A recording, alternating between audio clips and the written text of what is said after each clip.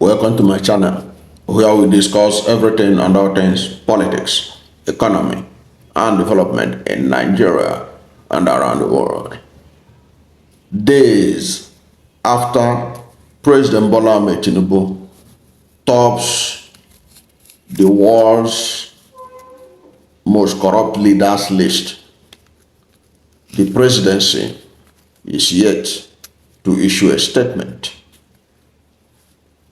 on that matter. That's what we're going to talk about today. It has been days since President Bola Tinubu topped lists of world's corrupt leaders, which was widely reported in Nigerian newspapers, especially the online newspapers. And no word from the presidency. Well, that's what we're looking at in this video, to ask why the silence from the villa, either to debunk it or to confirm it, or to let Nigerians know how the presidency is feeling about this damning report that came out and was publicized in major Nigerian newspapers. That's what we're going to look at in this video. Why the silence on this matter? And if you are new to my channel, you have not yet subscribed to my channel, please subscribe to my channel. Hit the subscription button, hit the notification bell. When you subscribe to my channel and hit the notification bell, anytime I have a new video, you'll be among the first to know. God bless you. Now, why the presidency has not reacted? Somebody who seems to present himself now as a friend of the government has reacted. Shehu Sani. We are going to look at his reaction to the development. Shehu Sani. But first of all, when we look at the issue that was widely publicized by some newspapers, then we now go to Shehu Musa, because Shehu Musa was made a defense for the presidency, but that was not the presidency. President Bola Tinubu had the largest communication division in Nigeria's history. He appointed about 13 aides. So he had a lot of men who can speak for him far better than Shehu Musa. But let's look at the issue at stake. Now, according to several media reports, including People's Gazette, which published this report in December 31, 2024, People's Gazette and other media outlets in Nigeria reported that President Bola Tinubu of Nigeria had claimed the top spot. That's how Gazette put it. Had claimed the top spot among a parade of world's most ruthless corrupt leaders. The infamous award came after the Organized Crime and Corruption Reporting Project called for citizens worldwide to nominate individuals worthy of taking the spotlight for their roles in advancing criminal activities while aggravating poverty.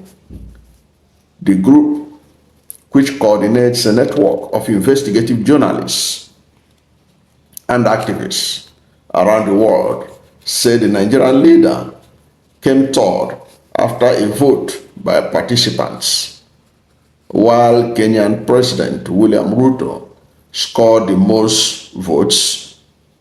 While Kenyan President William Ruto scored the most votes, Tinubu was listed as number 3, following former Indonesian President Joko Widodo.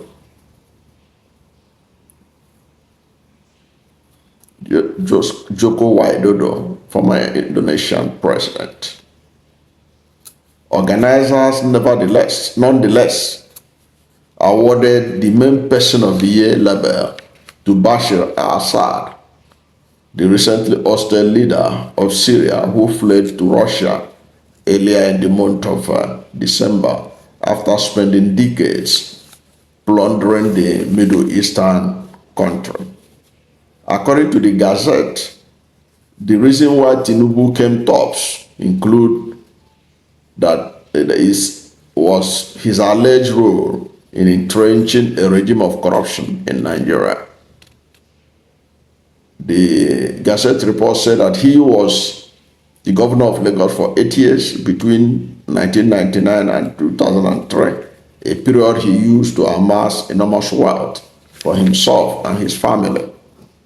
Following the assumption of office as Nigerian president in May 2023, Mr. Tinubu quickly moved to award a multi-trillion naira road project to a company run by his son.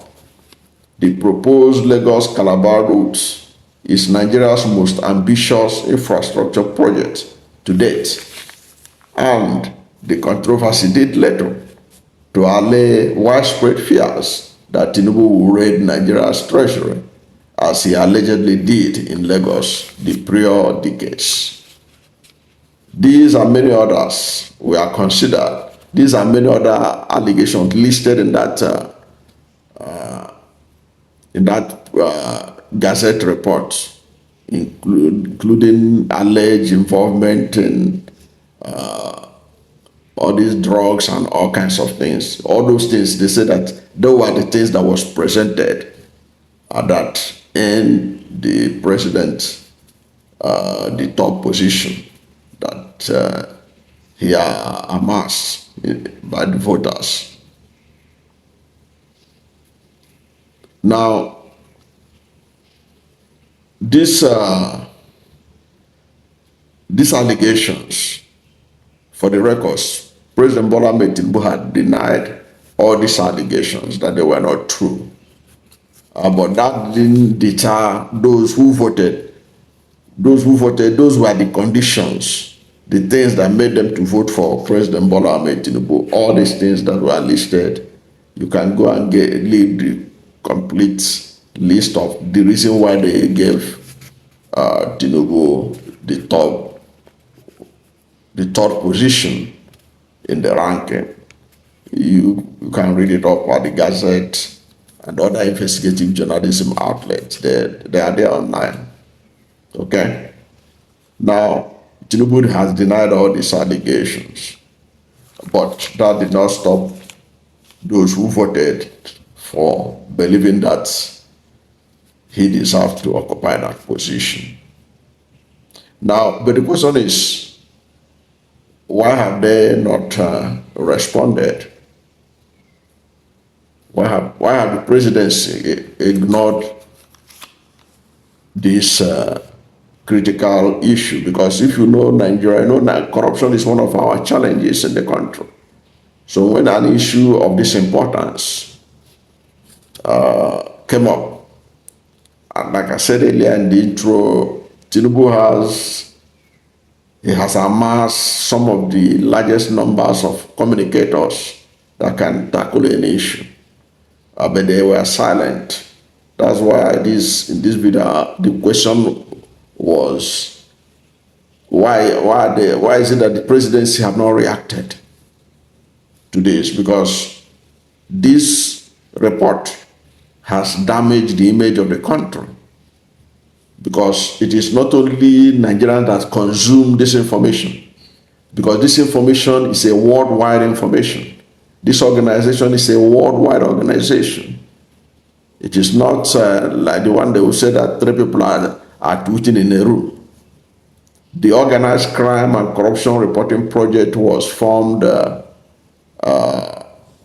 think, in 2006.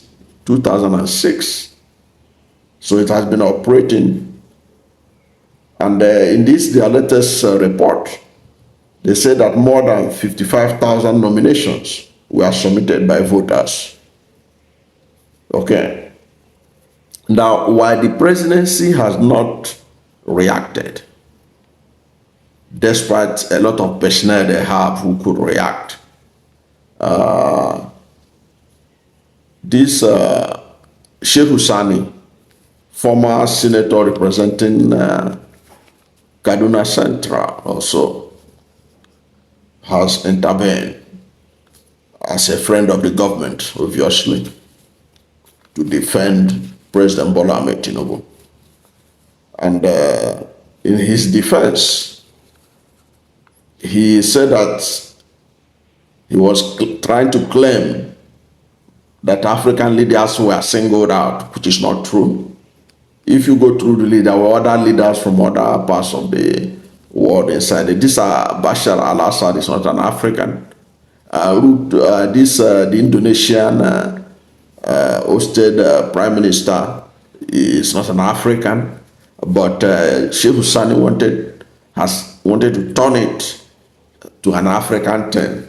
This is because his response, his defense of Tinubu was to say that labeling the Nigerian, I'm quoting him now, said labeling the Nigerian president and the African leaders as the most corrupt by online voting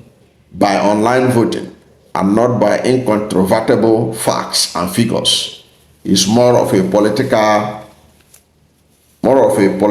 rating crafted from views, opinions, and perspective. That's the defense that Sani made on behalf of the government, that Nigerian leader and other African leaders were singled out. Say labeling the Nigerian president and other African leaders as the most corrupt by online voting and not by incontrovertible facts and figures is more of a political rating crafted from views, opinions, and perspectives. That is his defense. But is this defense strong enough? Do you think that this is an African thing? But it's not an African thing. This organization is a worldwide body made up of investigative journalists. And in any case, several other organizations do this kind of ratings. Okay? They do it. But to say that they single out African leaders or Nigerian leaders is not true.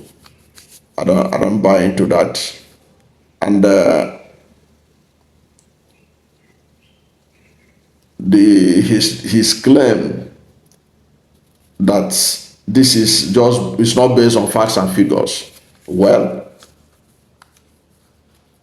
what does he mean by facts and figures? The people that voted, if you understand, I showed you what the criteria they use. They listed some of the alleged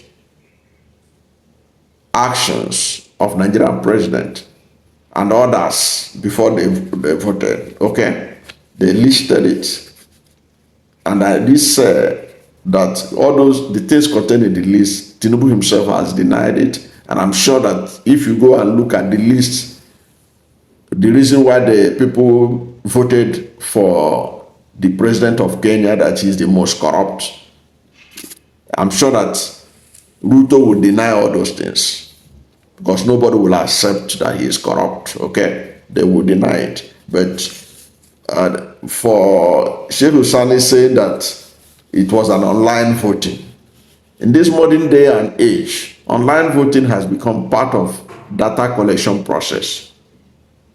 It's true. Online voting has become part of the data collection process all over the world.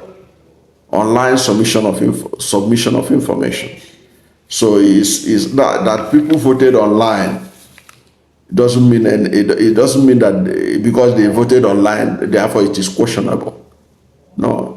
Online has become part of the data collection process. It has become a decision-making process. And he was talking about that is based on views, opinions, and perspective. The issue of corruption is always based on perception. They don't have to bring the document and come and show you the budget of Lagos State when he was governor, or the list of contractors, or the list of whatever may be the allegation. You don't expect people to come and bring all those for you. That's not their business. But it is how people perceive. Corruption is a perception thing. That is why you have the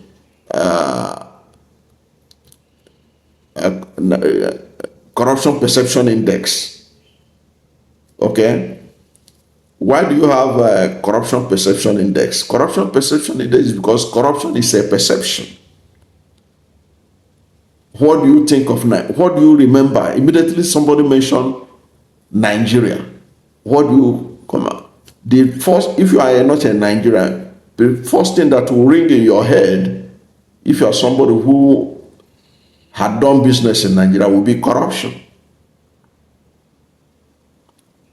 Okay? But if you are somebody who is not a Nigerian and you are into entertainment and they mention Nigeria, the first thing that will come to your mind will be Burna Boy, Techno, Flavor, or whichever Afrobeats Nigerian artists you are interested in. Okay, that's what will come to your mind. Now, if you're a football-loving person and you are in England and you are not a Nigerian, and they talk about football, African football, they mention Nigeria, the thing that will come to your mind will be JJ Okocha, Kanu Wankwo, Mikel Obi. Those are the things that will come to your mind in your understanding of Nigeria. If you are somebody who is into movies and they mention Nigeria, the next thing that will come into your mind is Genevieve Naji, okay, or whoever is you fancied in Nigeria's Nollywood. That's perception. That's the same thing with assessing somebody that is corrupt. What do people perceive about this person? What do people perceive about this country when it comes to the issue of corruption? So the idea that it was based on views or opinions and perspective cannot be enough to diminish the report. Okay? But what I'm saying is that the presidency ought to have reacted to it, knowing how corruption has dented the image of this country, knowing how this country is trying to clean itself up over the years, so that you don't just, anytime I mention Nigeria, all you remember is corruption. But that is the perception all over the world. Corruption, criminality, and all that. That's why Nigerians fire. The Nigerian passport is one of the most scrutinized passports anywhere in the world. So the question is, what do you think? Why is it that the presidency has not reacted?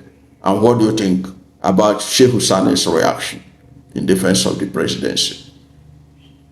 Whatever is your position, let's hear from you at the comment section. Thank you for watching this video. And if you are new to my channel, you have not yet subscribed to my channel, please subscribe to my channel. Hit the subscription button, hit the notification bell.